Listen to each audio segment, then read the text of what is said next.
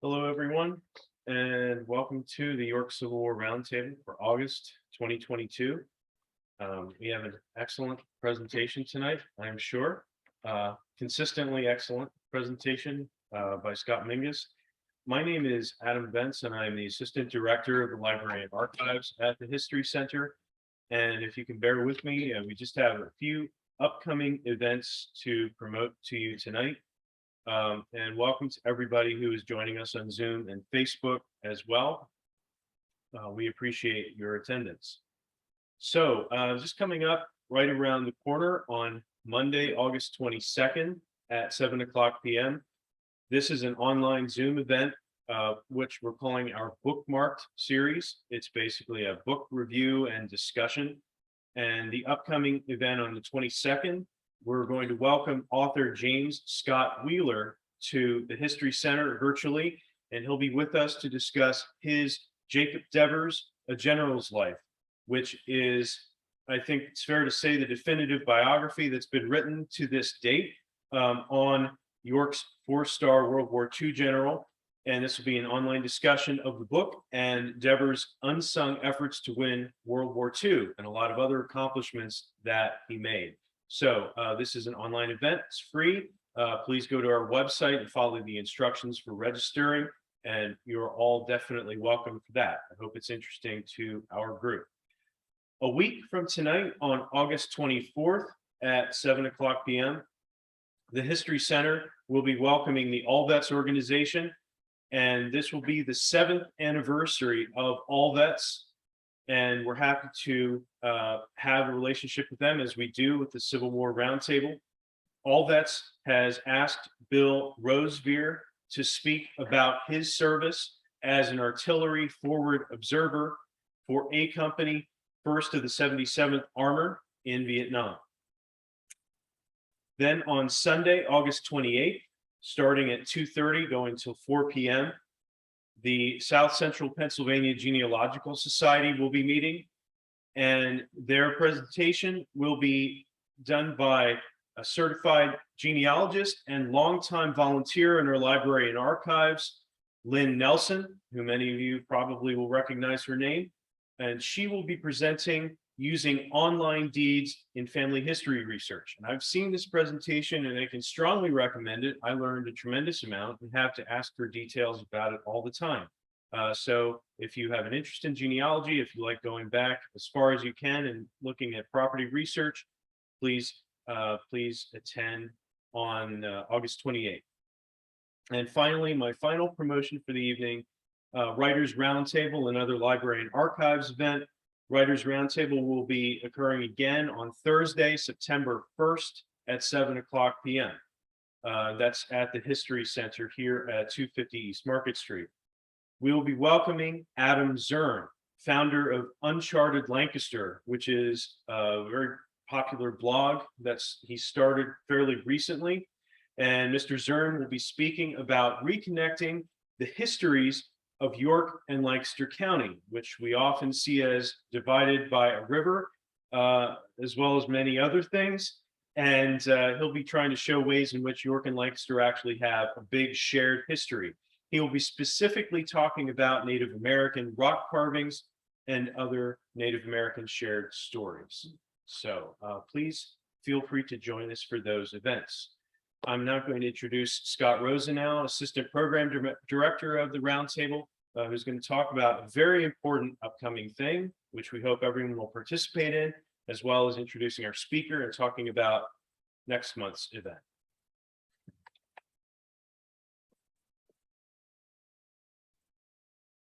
Thank you, Adam.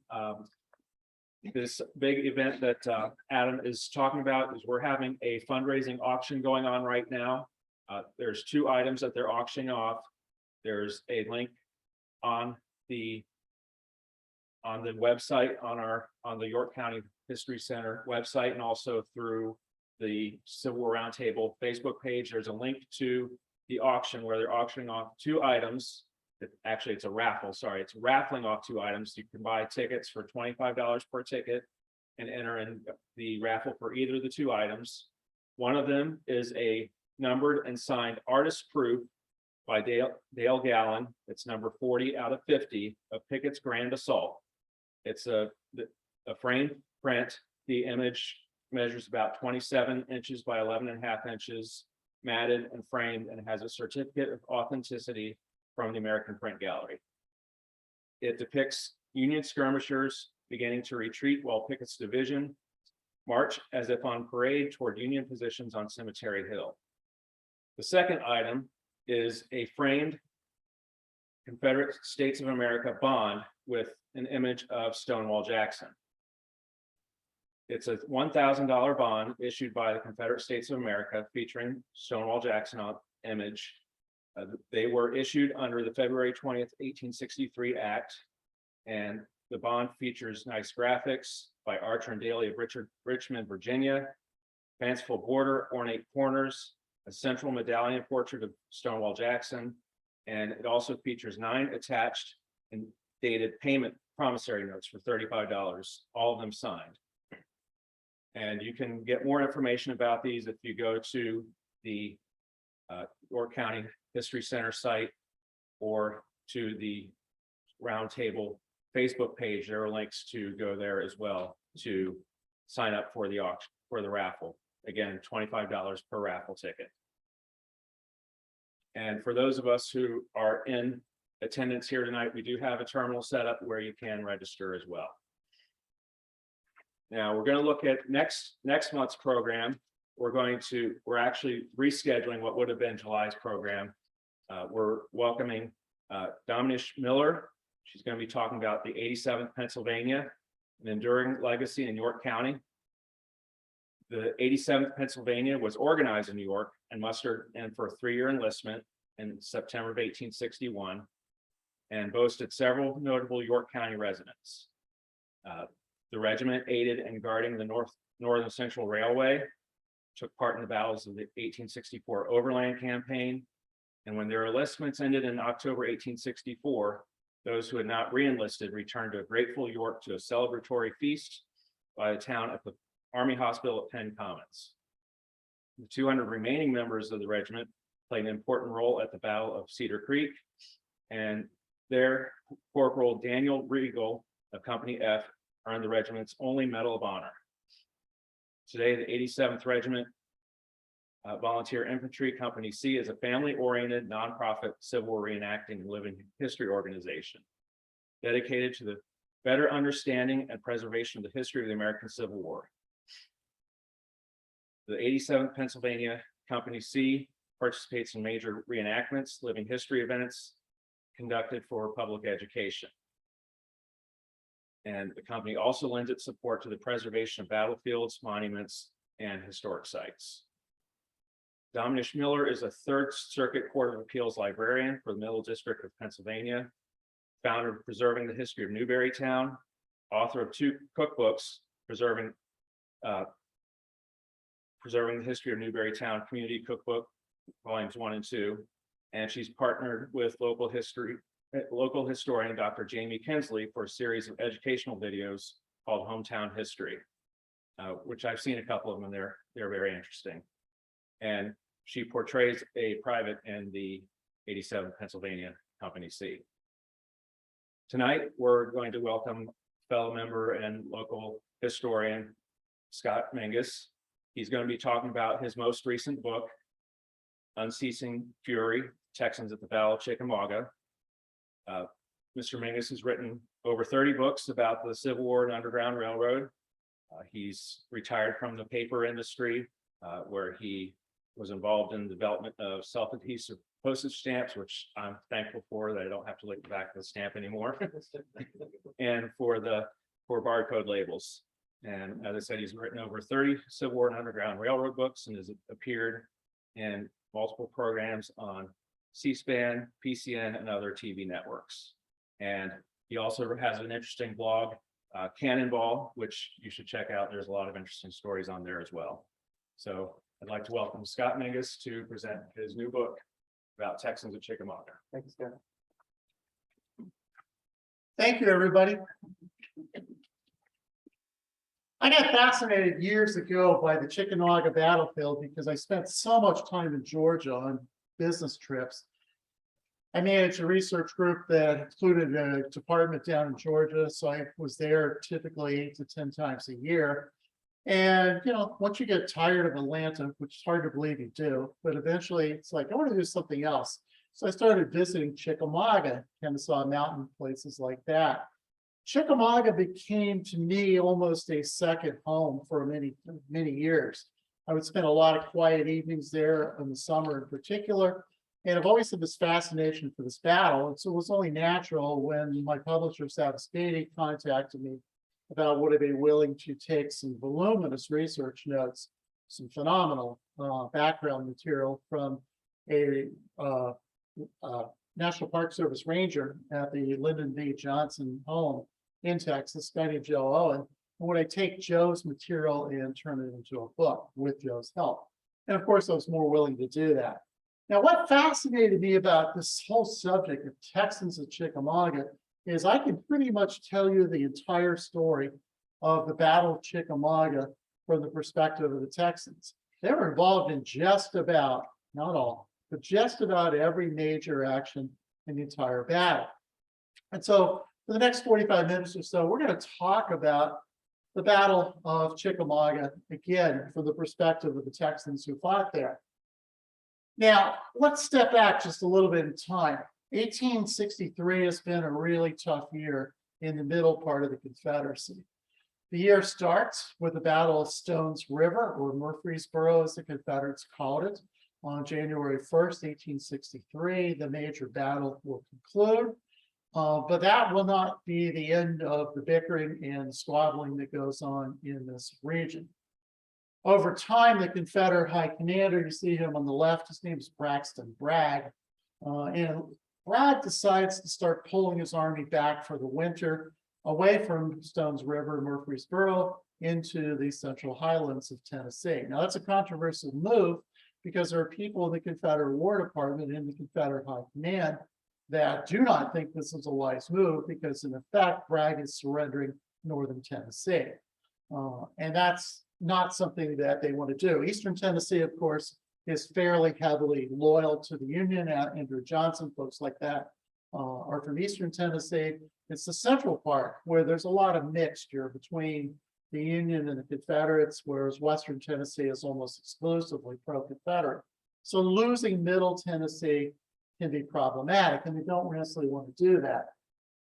So Bragg pulls back to these things. Conversely, his opponent, William Stark Rosecrans, is also getting heat from his War Department about you need to plan on how to drive through the Confederates. The goal of the Lincoln administration is not northern Tennessee. It's not central Tennessee. It's Chattanooga in the southern part of central Tennessee. That's the goal for this. So Rosecrans and Bragg will spend a fair amount of time somewhat looking at each other. When the weather finally breaks in April and May, both sides are still stagnant. They're not moving. And Lincoln will continue to send messages to Rosecrans, you need to do something different. You need to get moving. And likewise, Davis wants Bragg to attack and move forward, try to take back Murfreesboro, at the very least, make sure Chattanooga was not in peril. Starting in June and July of 1863. Now, we here in South Central Pennsylvania are very familiar with these 2 months because this is a pivotal period of time in the history of South Central PA. It's the invasion, of course, the threat on Harrisburg, the surrender and invasion of York County, and of course, the Battle of Gettysburg. All that is dominating the news. But buried underneath the war news in most newspapers, including here in York, the York Gazette, and the other papers, are news about what's going on in the Western Theater. And it's not happy news for most of that period of time because nothing's really happening. Finally, the Confederates start pushing back. John T. Wilder, who is an Indiana brigadier general, commands a brigade that's been outfitted with repeating rifles. There's kidding, if you will, but somewhat realistic, that these soldiers can load on Sunday and shoot all week, and then reload again on Sunday. It's not obviously true, it's exaggeration. But these 7 shots, or actually 20 shot in most cases, repeating rifles can spew out some deadly amount of firepower. And Wilder's brigade is going to particularly make use of this firepower at attack that's going to happen. Sorry, on at Hoover's Gap, as you see there in the middle, on June 24th. Now, June 24th, of course, is the same day the Confederates are running around Franklin County and making their plans to come here to York County. So this battle, again, it's not going to get a lot of published news here on the East Coast. But what it does is it kind of forces Bragg to start rethinking his posture, and he starts pulling back. And so for the next week, the two armies are going to play leapfrog. It's very reminiscent of what happens in 1864 in North Georgia. But here in central Tennessee, Bragg will move, Rosecrans will move around him, Bragg will move again, Rosecrans will move again, to the point where they finally will head down towards Chattanooga on July 4th. Now, Chattanooga was often considered in that days as the gateway to the South. This is a very key transportation hub. There are 4 railroads that come into this town. There are certainly major highways that come to Chattanooga. You've got a river. So this is a huge supply base for the Confederate Army. It's also the home of numerous ordnance facilities, spare ammunition, spare weaponry, field hospitals. Many soldiers that have been wounded or are ill are being treated in Chattanooga. Very, very important. Well, one of the key parts of Chattanooga is the railroad that runs east into eastern Tennessee. That's an important lifeline. That's the direct access from Chattanooga to Richmond. And so that's a pretty important thing. And then Bragg, much to the disgust of the Confederate High Command, abandons Chattanooga and starts moving further south. He heads into North Georgia with, of course, Rosecrans slowly pursuing him.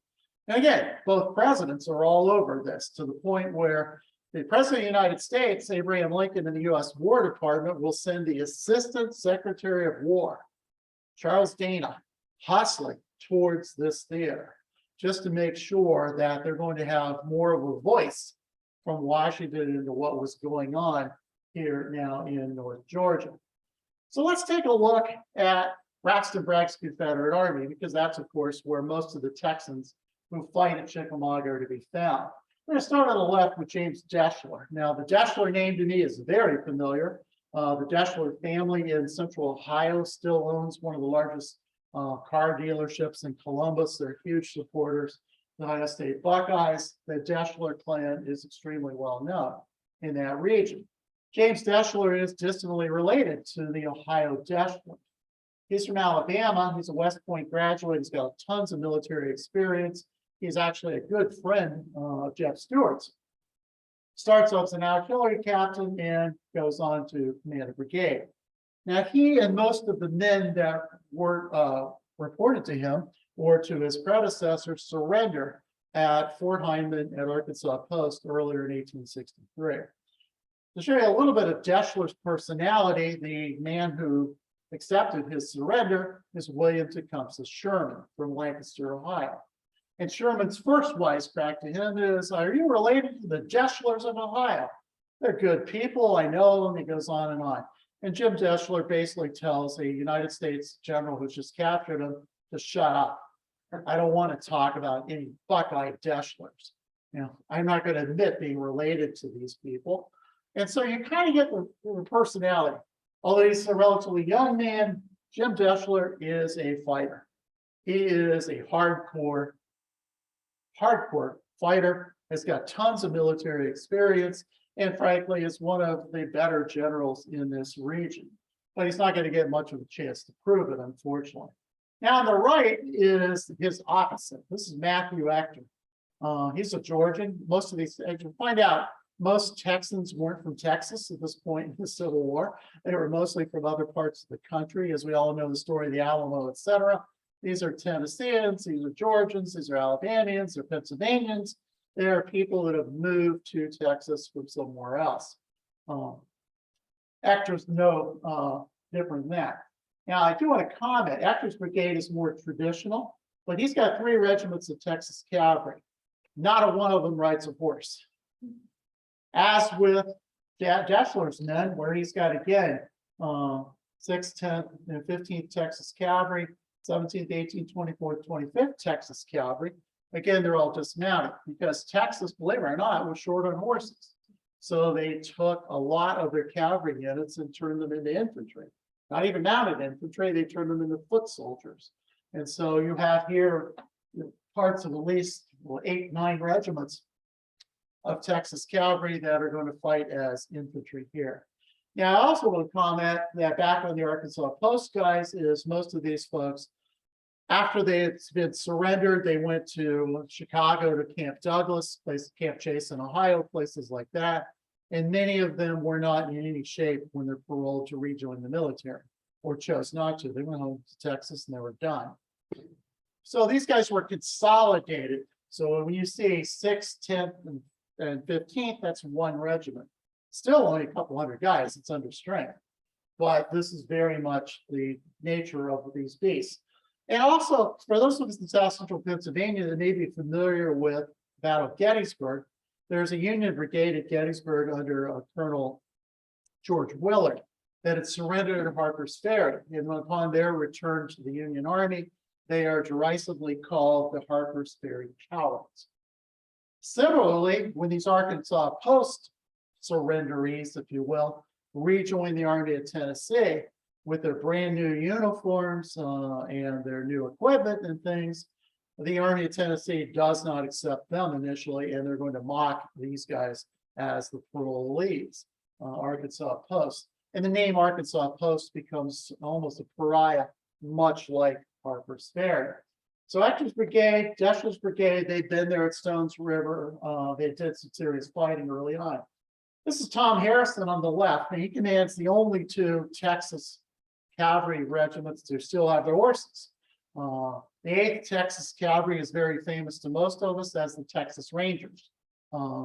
Later, the Wild West, of course, Cowboys, later a baseball team, but certainly the original Terry's Texas Rangers were these frontiersmen. They made up the 8th Texas Cavalry, 11th Texas as well. Now, Bragg has been getting reinforcements throughout much of the late summer, particularly from Joseph Johnston's army in Enterprise, Mississippi, and also from some of the other elements in the Western Theater. This is John Gregg. John Gregg may be the John Wayne, if you will, of this army. He's very tall. He's lived most of his life in Alabama, but he's thoroughly now a Texan, has lived there for many years. He's actually a Confederate congressman. He's a fiery newspaper man, and he is a man with some talent, despite not having a military background. John Gregg will command mostly Tennesseans, but he has what is probably, in my opinion, the single best Texas regiment that Braxton Bragg has, the 7th Texas. Colonel Hiram Granberry will later go on to fame as a Confederate general, who'd be one of the 6 Confederate generals to die at the Battle of Franklin, who will be laid out on the porch of the Carnton plantation. But for now, a year before his demise, John Gregg is a very hard-hitting, very hard-fighting man who his men absolutely respect and adore. So let's now talk about Chickamauga and the fighting. The lead up to the fighting happens here. This is Lookout Mountain. Now, most of us may be familiar with Lookout Mountain near Chattanooga, where the battle, of course, is going to be fought later this year in November. But this is the southwestern side of the Lookout Mountain Range. This is deep into North Georgia, northwestern side of Georgia. That in the middle is Stevens Gap, and down in the bottom is McLemore's Cove. Some of us who have vacationed in the Smokies are familiar with the idea of a cove. And those are, of course, flat areas that are in between the mountains, almost like small valleys that are surrounded on almost all sides. McLemore's Cove is going to be where the Battle of Chickamauga's preludes will occur. Now, the Confederate commander, just on the other side of this little cove, is the Pigeon Mountain Range. And the commander is one of, again, the more talented Confederate officers in Bragg's army. This is Patrick Romain Claiborne. Claiborne is an Irishman born on St. Patrick's Day, County Cork. He is an interesting officer. He's really good, but he certainly has some controversial opinions on bringing black men into the ranks, etc., which may at this stage have retarded his promotion. He's a division commander where most people think he should have been a corps commander by this stage of the Civil War.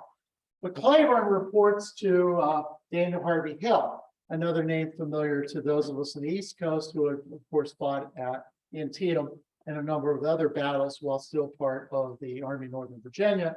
Daniel Harvey Hill is now in Tennessee. And he's got Patrick Claiborne as his lead commander. Claiborne's going to come down off Pigeon Mountain with most of his division, including, again, John Gregg and the 7th Texas. They're going to launch a series of attacks in Macklemore's Cove that is going to slow down and finally stop the Yankee pursuit. Now, I should mention at this point, as Bragg has moved into northwestern Georgia, the Yankees have followed. And again, Lincoln's putting tremendous amounts of pressure on Rosecrans that you can crush Bragg. Look how spread out Bragg is. Again, Charles Dana, the Assistant Secretary of War, has established telegraphic linkage back to Washington, and he's providing reports to Washington as to what is happening at this point in time. And so there's a direct pipeline. Some might even say this is actually not to the benefit of Rosecrans, because Dana is constantly, in effect, telling the War Department all the foibles and the things that Rosecrans isn't doing right. The other person that Rosecrans has to worry about is his own chief of staff. Like me, a fellow Ohioan, like me, a resident of Mentor, Ohio for much of his adult life, a future president of the United States, James Abram Garfield. And Garfield as well has his own political ambitions and certainly his military ambitions as well. So Rosecrans has got a couple problems. He's got Dana, he's got Garfield sitting there, both of whom have their own ambitions. Dana, of course, wants to supplant Edwin McMaster Stanton at some point, should Lincoln get tired of the Secretary of War and elevate him. So you got ambitious men surrounding a man who is rather cautious. That's always a problem at the point in time. And now Rosecrans has got this issue. He's got, I'm under orders now. I really got to attack. I've got to do something. He starts sidling his army back to the northeast into this Macklemore's Cove, trying to move between Lookout Mountain and the Pigeon Hills. What he doesn't realize is Braxton Bragg is doing the exact same thing, because Davis is pushing Bragg to attack, so Bragg is pushing the same direction. So while the lines initially in start of September, all the way to September 11th, when this battle occurs, are spread out all over northwestern Georgia, the lines are going to fairly quickly start consolidating to a point near West Chickamauga Creek. Now, at the same time, all this is going on, the Confederate War Department makes a very fateful decision. They've decided that we are not going to have any more significant fighting in the Eastern Theater for the rest of the year. We are going to take 1/3 of Robert E. Lee's Army of Northern Virginia under James Longstreet, and we're going to take all these Gettysburg veterans, and we're going to put them by rail and send them to North Georgia. Now, that's a very noble, ambitious goal. Problem is, as they find out, logistically, it's a nightmare. First of all, most of these Confederate railroads that they're going to try to send these troops on have various gauges. It's not uncommon at all for Longstreet's boys to endure a day-long train ride to get into one town. Just as evening arrives and they've got to unpack everything, march through the streets, in some cases marching miles to another train station of another railroad that's a smaller gauge, and reload everybody to go on another day's journey or 2 days and do it all over again. The number of times some of these individual brigades will get on and off trains is actually staggering. In the middle of that, there's tired, in some cases, like part of Longstreet's men will take a whole day at Wilmington, North Carolina. And again, recognize the problem, because East Tennessee is gone, because Chattanooga is gone. You can't put troops on a train in Richmond and send them to North Georgia or even to Atlanta the easy way. So the train rides are going to be Richmond to North Carolina to South Carolina, back across Georgia, through Macon and Augusta, finally into Atlanta, and from Atlanta north, finally to reach the battle area. Ever heard of Porter Alexander? Many Civil War fans certainly have. He's a significant Confederate artillery commander at the Battle of Gettysburg. By now, he commands all of Longstreet's artillery for the entire First Corps. Porter Alexander and every single gun, every single limber, every single caisson will not arrive in time for the Battle of Chickamauga. Not a single artillery piece makes it. Because again, all the time it takes to unload these things and then reload them and start moving them. And the War Department's number one mistake is then they'll lead with the artillery. They put the artillery at the rear, they're going to start sending infantry first because they assume it's going to be easier. And so not one of Longstreet's guns are going to arrive. In fact, one of Longstreet's entire divisions won't arrive as well. And so one will always go down in history wondering, what if Longstreet would have been there with all of his men as the battle begins? But he's not even there himself. He's still on a train heading towards Atlanta as the battle starts. The only men that are there are Hood's Texans Brigade, Benning Georgians, and Joseph Kershaw's South Carolinians. So 3 brigades of Longstreet's men have arrived on September 17th, partial brigades. As the Battle of Chickamauga begins on the 18th, there are still Texas men being unloaded at the train station at Ringgold, Georgia, or at Tecumseh platform, and they are going to have to force march into battle. Can you imagine how tired they're going to be in the hot, and originally in the daytime, this is fairly hot. All the evening, it's going to be bitterly cold. So bringing with him, John Bell Hood, of course, is a Texan. He lives in Texas at this point in time. He's quite famous for Hood's Texas Brigade. But now under the command of Jerome Bonaparte Robertson. That's the 1st, 4th, 5th Texas, 3rd Arkansas. Now, the artillery commander for Bragg at this point on the battle is Jerome Robertson's son, Felix. Felix Robertson will be the only Texas-born general at the battle. He will also be the only general born in Texas in the entire Civil War on the Confederate side. And Felix Robertson will be one of the last Confederate brigadier generals to die when he dies shortly before World War II in that era. But his father, Jerome Bonaparte Robertson, is now on the field. But again, these guys are tired, they're disorganized, they're trying to put everybody together, and they finally are going to get it. So as the battle begins, here's an interesting thing too. This is one of the few battles that from 1863 onward that the Confederates actually outnumber the Yankees. And that's despite Longstreet still not getting there with many of his troops. Now, both armies are commanded by a lot of veterans. Each one has 3 corps plus a reserve corps. George Pap Thomas from Virginia commands the 14th Corps. McCook from Ohio commands the 20th Corps. Thomas Crittenden is the 21st Corps. Gordon Granger, later famous for Juneteenth in Texas. Gordon Granger commands the Reserve Corps. On the Confederate side, we have Leonidas Polk, who is a bishop in the Episcopalian Church.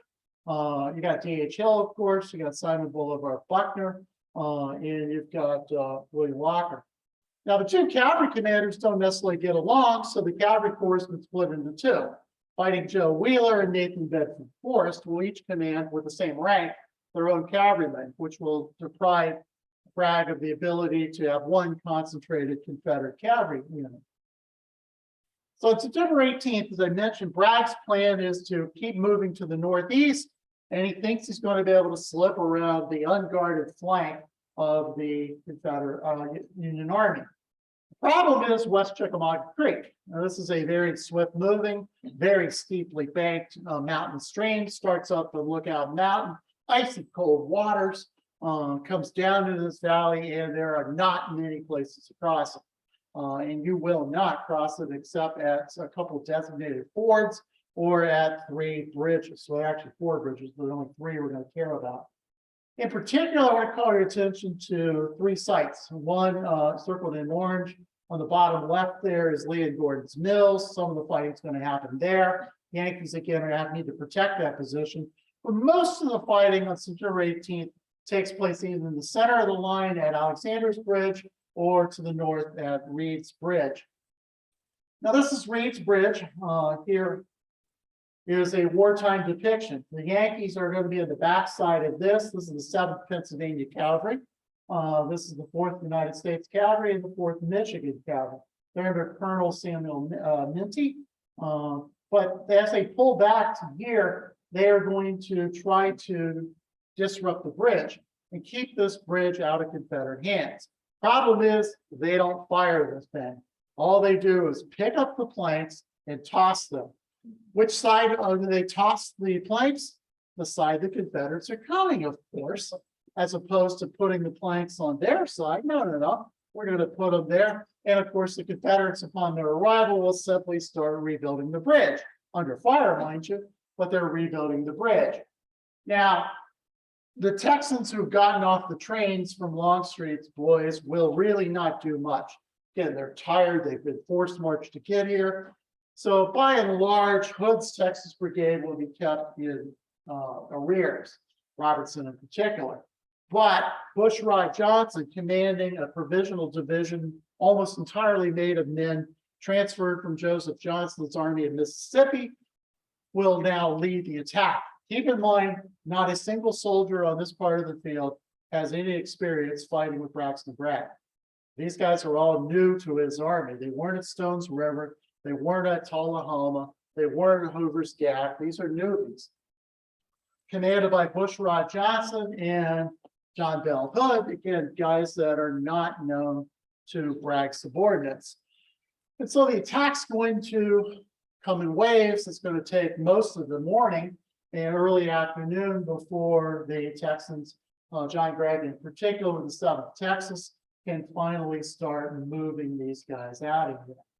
Now, Wilder's Lightning Brigade, again, these guys with these 20-shot guns, are defending Alexander's Bridge again after wave after wave after wave of Confederates.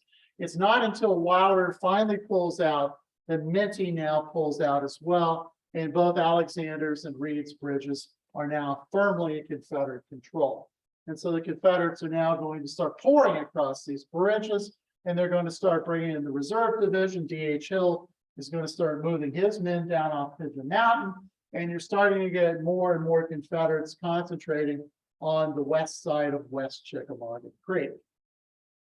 Well, that night, as the Confederates keep pushing in, there will be a rare night fight. As we all know, there are many night fights in the Civil War. This is one of them that will happen on this very ground here on the left, photograph that I've taken of the 7th Texas position. And again, who are they fighting? John T. Wilder. You're going to find out that it's Wilder versus Texas a pretty fair amount as we go through the presentation tonight. Map on the right kind of gives you an idea. This is if you think of the wilderness, for those of us familiar with Eastern battlefields, the wilderness fought in May of 1864 is a tangled jungle of second growth and underbrush and just a god-awful place to fight a battle. Chickamauga is the same thing out west, only bigger. You know, this is a much bigger area than the wilderness that these guys are going to end up fighting in, at least in terms of the actual battlefield ground. So you've got this massive amounts of troops now moving the position, but not a lot's happening other than this night fight, and several soldiers get shot down. The real action and the real tragedy of Chickamauga starts on the 19th. Very early in the morning, it's Nathan Bedford Forrest that kicks things off with an attack on the extreme Union flank, again, having crossed over Reed's Bridge, you see on the map to the right, and established position in the woods. These dismounted cavalrymen are going to go screaming through the woods. They're supported by Matthew Ector's Texans and Arkansans and Tennesseans. As they come in there, you're suddenly going to get at least a third of Pat Thomas's 14th Corps now shows up in the action, specifically Brannan's entire division. So you got the brigades of Vanderveer, Connell, you've got U.S. regulars under Edward King, you got John Braxton, you got a lot of Confederates or Yankees that are pushing into the Confederate area. And Ector and Forrest together cannot hold these off. Their attack stops almost immediately as the Yankee counterattacks start. And Forrest is going to pull back, not to be seen again for much of this battle. Matthew Ector is going to pull back to Jay's Mill, going to regroup, and give it one more good old college try as he comes back into the action. Ector is going to slam into the middle of Connell's brigade, and Vanderveer is going to start pushing the Yankees back. But again, here comes more Union forces with John King come roaring in with these U.S. regulars, and finally Ector is going to be pushed back. While all this is going on, both Rosecrans and Bragg continually are putting more and more troops into the fray. Now, it's very piecemeal. It's not necessarily organized. It's the first guys who get there, just get your guns, march to the sound of the fighting, and start shooting. And so this tangled, now smoke-shrouded canopy of underbrush and trees, the Battle of Chickamauga really starts accelerating. And the fighting's going to ripple, almost like a zipper, all the way down these two oncoming lines. Because remember, Bragg's men are moving one direction, same direction, parallel to Rosecrans' men, and they're going to start meeting almost like a zipper as they come northward. And so this fighting just gets god awful by the end of the morning. Thousands and thousands of men have already started to be taking casualties, and the day is really not yet even begun in earnest. On the afternoon, for the first time in a Western theater, troops from the Army of Northern Virginia fire their guns. As by now, Longstreet's on the field. Longstreet has been given command of most of the troops in the middle of this. He's going to send John Bell Hood into action. Hood's men are going to make a devastating attack on Union troops in and around the Vineyard Farm. But if you see on the map on the right, you can just see how, again, these two lines continue to zip. As we've started almost 1.5 miles to the north, and now the fighting continuously is moving to the southwest. And now you've got more and more of these troops engaged. Now, John Bell Hood's attack here at the Vineyard Farm is rather interesting. These are the Texans. That's the Vineyard House, the Vineyard Barn behind them. Unlike Pennsylvania, where we have big barns, this is North Georgia. You don't need a big barn. These are hard scrabbled farms, and so you got these basically sheds that are actually the barns in that region. The houses are much bigger than the barns, quite the opposite of Pennsylvania. But here is Hood's Texas Brigade. Again, Jerome Bonaparte Robertson leading the attack. You've got Hans Hegg. These are mostly Norwegians, Norwegians and Swedes and some Danes from Wisconsin, in the 15th Wisconsin. You've also got troops from Kansas. You've got troops from Ohio and Kentucky in here as well. And they're going to run. They're going to run like the wind. Hans Hegg will die at one point in the fighting. But look who's behind him. Whoops, here we go again. Behind them, there's John Wilder again with the Lightning Brigade. And they're going to, again, start pouring fire from their repeaters into the armed teeth of the Texans as they come in. Again, a couple familiar names that people may be aware of. This is Don Carlos Buell, who came to the rescue of U.S. Grant at the Battle of Shiloh back in 1862. This right here is an Indiana artillery battery commanded by a captain who is so obsessed with how do you save the men that are shot at this battle that he starts thinking about, well, there must be medicines, there must be things that can be done. And Captain Eli Lilly of the Indiana Artillery founds his own major pharmaceutical company after the Civil War that still bears his name today. That is the Eli Lilly from the Eli Lilly Corporation. So again, this attack is going to be pretty fierce. Again, more and more troops are roaring in. Here on the left, you've got a Florida brigade by Robert Trigg as they come into the action. Again, you just see this line continuing to zip. I use that analogy multiple times because that's the best way to understand the second day of fighting at Chickamauga, is these two lines just slowly start piece by piece, zipper by zipper, keep coming together from north to south. As this fighting occurs, you start seeing more and more casualties. John Gregg goes down. He's actually almost to be captured. He rolls into some underbrush, and some of Hood's Texans come on board rescue General Bragg and take him off the field. But this is a god-awful bloody fight. Throughout this line, men have died most of the day. But it's not over. Coming down from Pigeon Mountain is Patrick Claiborne. And for those of you who may be familiar with Patrick Claiborne, he is not a timid, shy man by any stretch of imagination. If there's Yankees within a mile, he's going to go for them. And the time of day doesn't make any difference to Patrick Claiborne. He's going to take his entire division in a full-on night fight. One of the few times in the Civil War you'll actually see a division-sized fight going on after dark. Fighting commences after dark, continues well after dark. This fighting is so rough and rugged that this battlefield is illuminated by the middle of this fight by the trees that are on fire. There hasn't rained much, and it's been a drought in this part of Georgia throughout 1862 and 63. And so these trees are like tinder. They just go up. And once one tree goes up with an artillery shell having hit it, and the friction would cause a spark, and now the battlefield's on fire. In fact, a hospital filled with wounded men burns to the ground, killing everyone.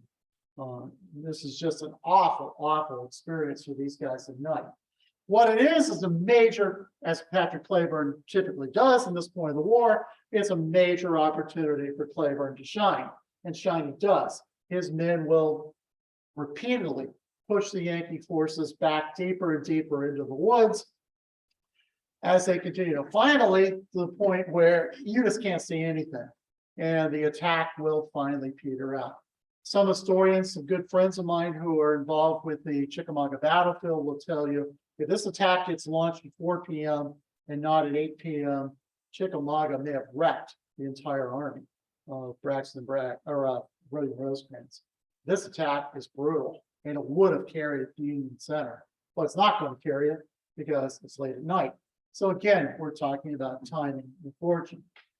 Destler's brigade, of course, the piece of that, as I mentioned, James Destler, one of the leaders of Claiborne's division, extremely hard fighter. This is the guy with all the Buckeye connections.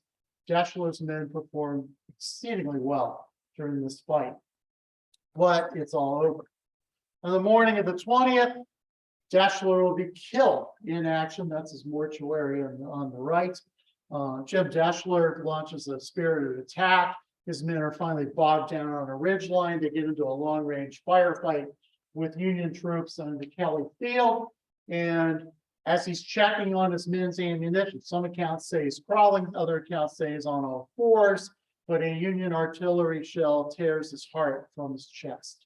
Jim Destler dies instantaneously.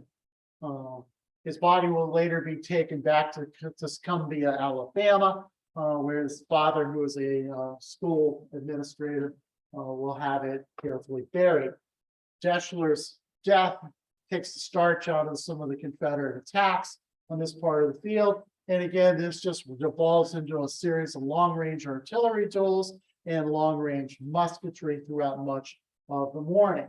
While all this is going on, you've got some other attacks going on. This is John C. Breckinridge, another name familiar to most of us. He's the former Vice President of the United States under James Buchanan. John C. Breckinridge's troops are going to, again, try desperately to turn the Union left flank. Now, one of his brigadiers in this attack is a guy named Benjamin Helm. Benjamin Helm is going to be mortally wounded.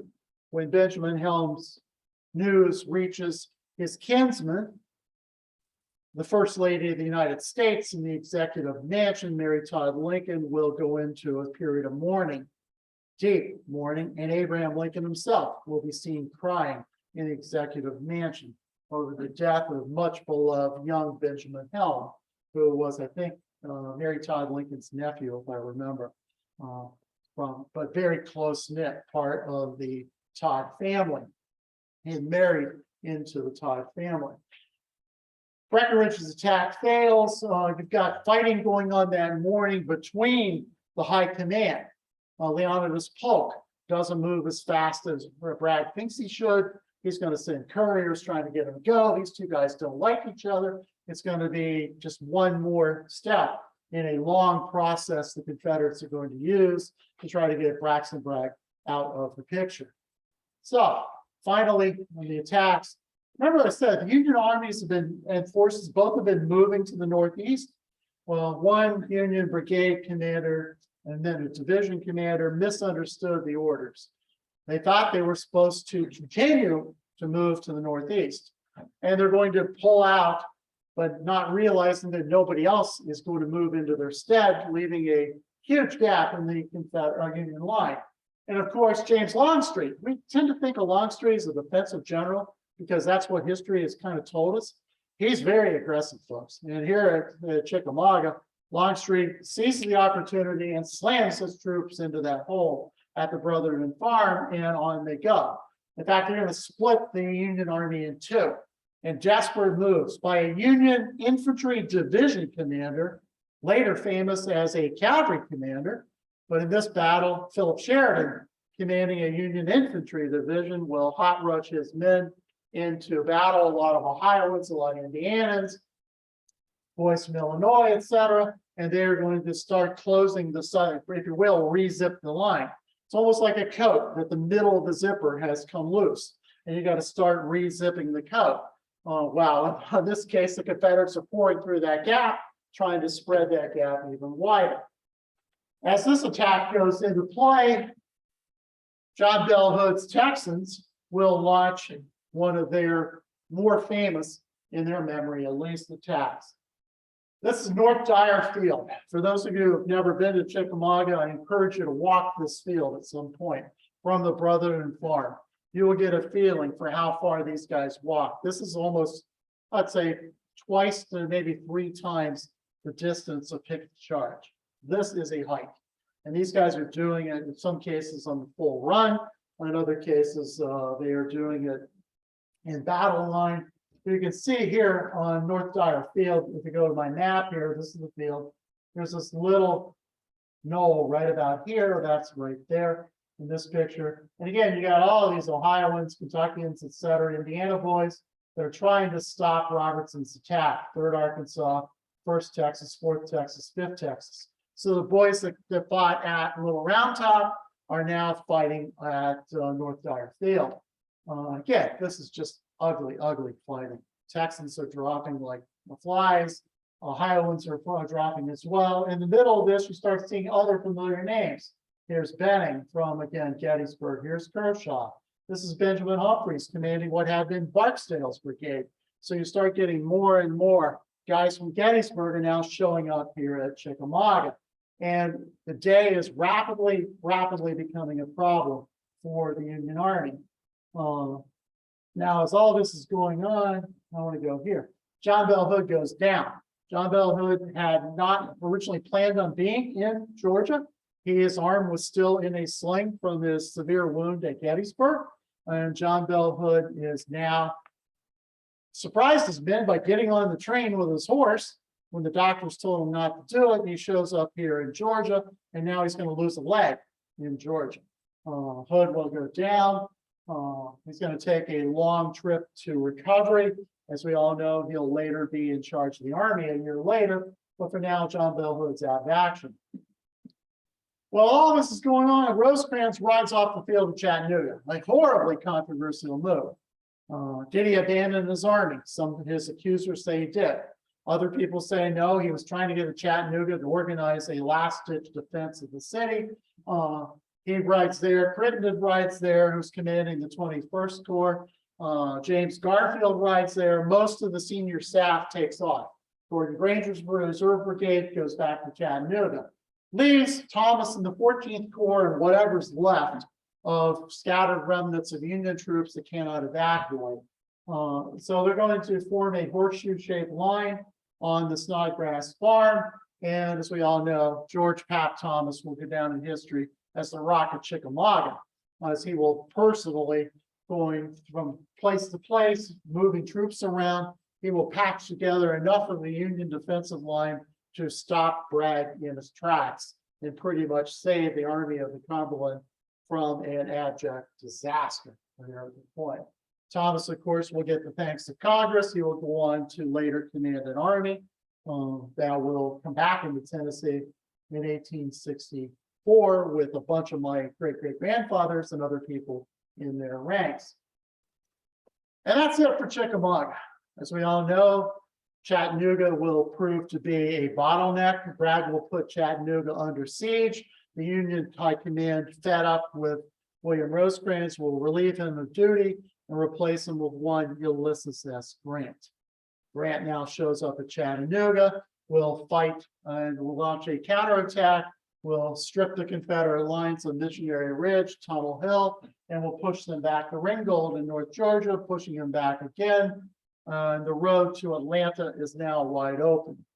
With all that going on, Braxton Bragg has already fired James Longstreet and sent him over to Eastern Tennessee. He's not in the picture at that point in time. And the surviving senior commanders, Leonidas Polk, William J. Hardy, people like that, Alexander Stewart, turn on Bragg and get him replaced by Joseph Johnston. And so the stage is set for Grant and his newly named second command, William Tecumseh Sherman, to now go marching into Georgia in 1864. It's this campaign, Tullahoma and Chattanooga/Chickamauga, that have set up the Confederacy's eventual loss in the Western Theater. Chickamauga goes down in history as the second bloodiest battle of the American Civil War. Gettysburg, 51,000 casualties. Chickamauga, as you can see, 35,000 almost. Spotsylvania, Wilderness, Chancellorsville. Chickamauga. Interestingly enough, there have been over 1,000 books written on the Battle of Gettysburg. There have been less than 20 written on Chickamauga. Make that 21. As Joe Owen and I, of course, have recently published our book, Unceasing Theory, Texans of the Battle of Chickamauga. On behalf of my publisher, Sam Speedy, my co-author, National Park Service Ranger Joe Owen, I thank the members of the York Civil War Roundtable and the York County History Center for your kindness in inviting me to speak on this book tonight. Thank you so much. Okay, we have time for a couple questions, Adam. Anything coming in on the internet? Not so far. Okay, any questions from the field? Yes. Scott, could you go over how the parole system worked? How did that all work? Yeah, at this point in the war, the parole system was still working. So if you were a prisoner of war, they would parole you with the idea that you would not take up arms again. You had to sign a document that until properly exchanged, you had to go home or go somewhere else and not fight. But once you were exchanged, so let's say 1,000 guys are paroled, but 500 of them can be traded for 500 parolees from the Union Army. Those 500 guys on their respective side could now go back to the Army. Everyone else was supposed to stay at these parole camps. Here in our area, there was one down in Annapolis, Maryland. It was a very large parole camp for Union soldiers that had been captured who were returning to the North, and they had to sit at this parole camp, which was a prison, but you were under Union guard, not under Confederate control. But to honor that system, you would have to stay under the guard of your own soldiers, again, until your regiment or your division, whatever, was exchanged for an equal. And they actually had rules on, one general is worth so many captains are worth this many privates. And so there was a barter system, a point system, if you will, that went into play on the parole system. It was kind of ingenious. And they really kept records? And they kept detail. There was actually commissioners in charge of this parole system on both sides, and bureaucracy like crazy, because you had to keep track of all this. By the middle of 1864, the Union Army, particularly Grant, said, this is nonsense. We're releasing more Confederates back to fight us, and we got all this manpower. Let's just let them sit the rest of the war. That decision creates the debacle at Andersonville and Catawba, and in the North, at places like Camp Chase and Columbus, Ohio, where 2,000 Confederates die and are buried in Columbus, because now you can't take care of these people because you're expecting them to go in and out. So it's the breakdown of the parole system creates this massive problem of people dying in prison camps the last year of the war. Scott. You had mentioned at the point where Lincoln and Davis are trying to get Bragg and Rosecrans to move at the end of June, beginning of July. That's you mentioned Gettysburg is going on, but Vicksburg is going on right on the other side. I know. How did that affect what they're?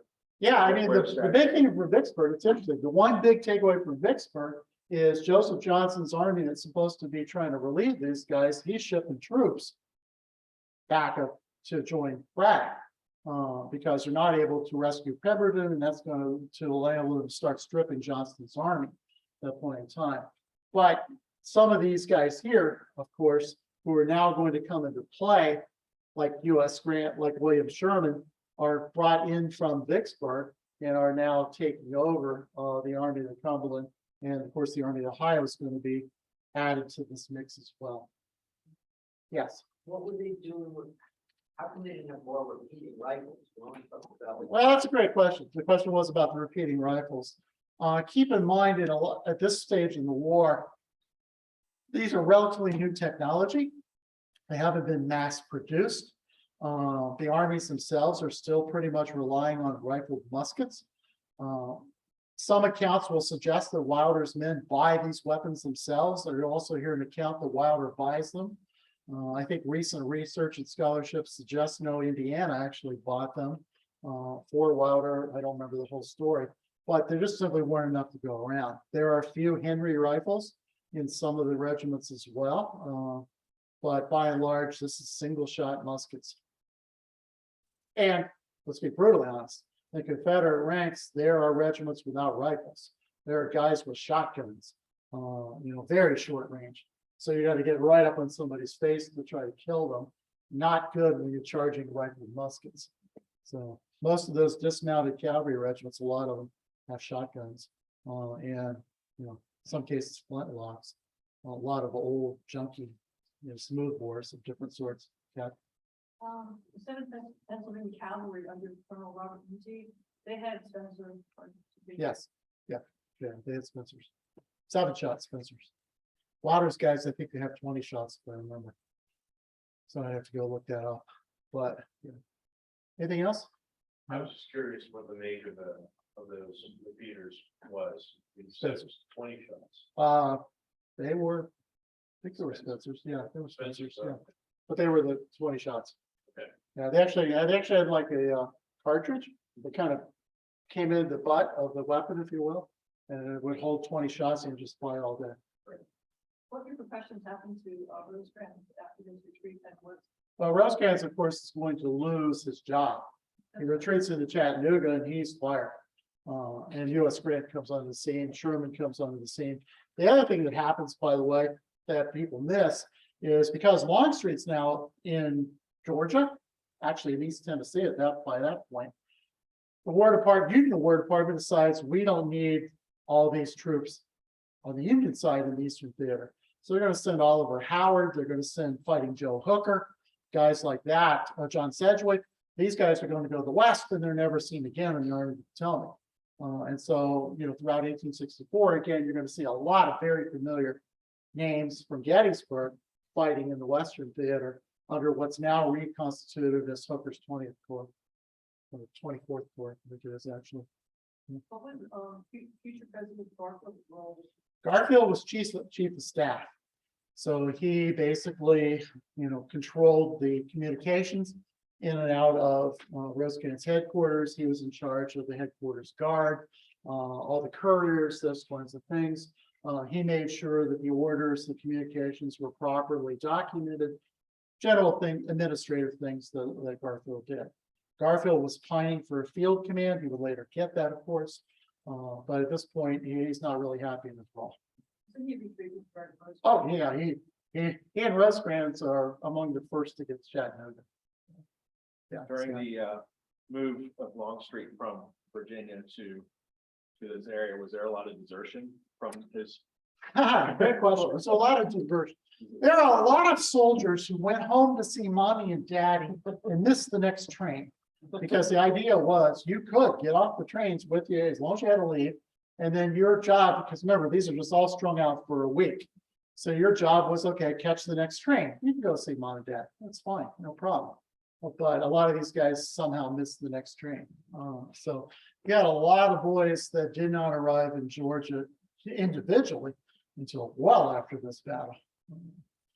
In fact, I found a couple of accounts of some soldiers who talk about the battle, and it's like they weren't there. It's like, okay, I'm sure it's around the campfires the rest of the year. They got ideas, and then decided, I'll tell my hometown newspaper I was there. They weren't. So But yeah, as far as pure desertion, there's not a lot of it, but there's certainly a lot of guys who take leave and extend their liberty, shall we say. But they do, almost all of them do show up. There's not a big problem with people not eventually going there. They do. Anything else? Adam, anything come in? Okay, sounds good.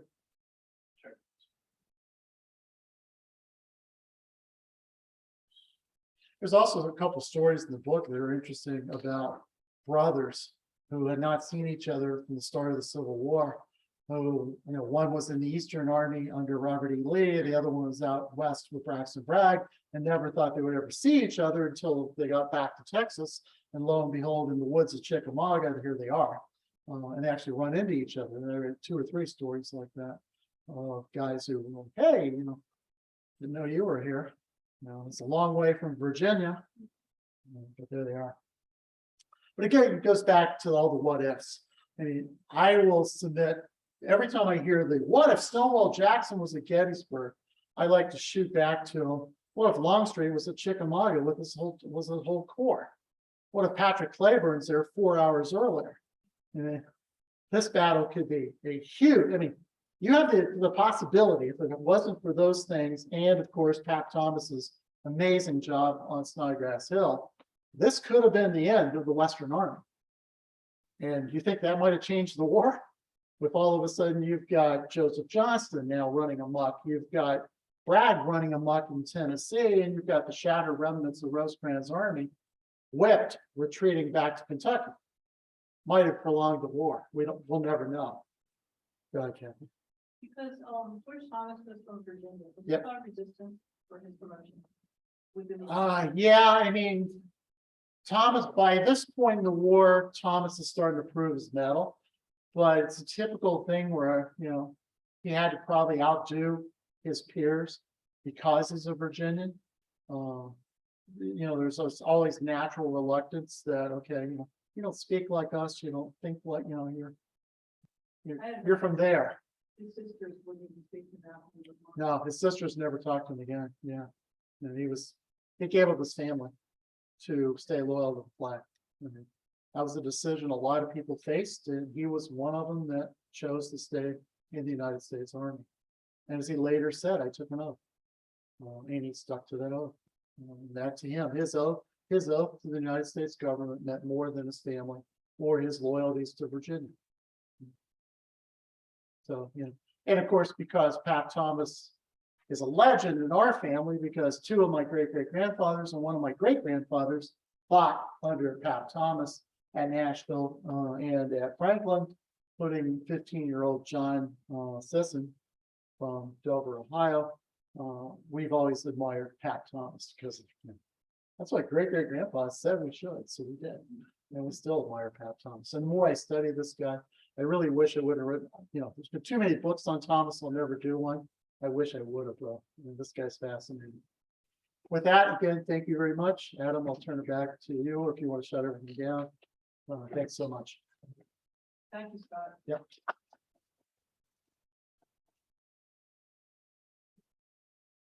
Yeah, no, fascinating battle. This is one of the few battles.